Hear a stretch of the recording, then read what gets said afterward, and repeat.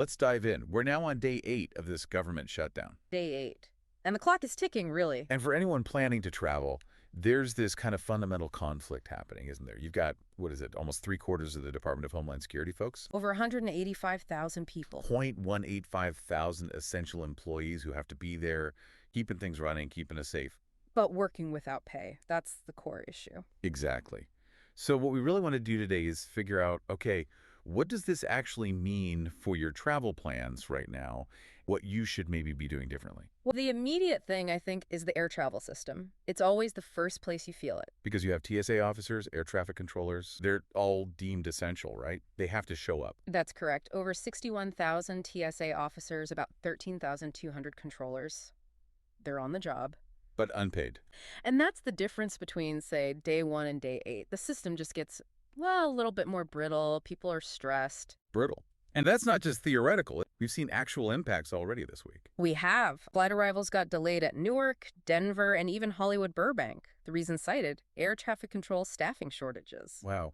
So it's already happening. And this reminds me, didn't we see something similar but like worse during the longer shutdown a few years back? Absolutely. The 2018-2019 shutdown, that lasted 35 days. That's where you really saw the stress manifest. TSA sick calls spiked. How high did they go? Around a 10% sick rate, which is significant, and Yeah. it caused major delays. Miami even had to close a whole terminal temporarily. A whole terminal. That history is a serious warning. It really is. Especially because, look, we were already dealing with staffing issues before the shutdown. There's a shortage of about 3,000 air traffic controllers nationwide. Right. So you put this unpaid work situation on top of an existing shortage. And you get problems fast. It's not just inconvenience. The U.S. Travel Association estimates a shutdown costs the economy something like $1 billion a week, mostly from these kinds of travel snags. $1 billion a week? That's huge. So air travel is clearly under pressure.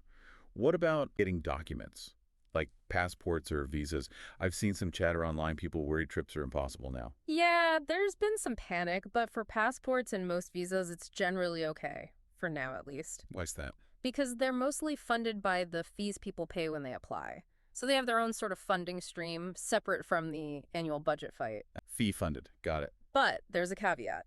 If this shutdown drags on for, say, several weeks, you might see some consular offices reducing appointment slots, or maybe administrative processing slows down a bit.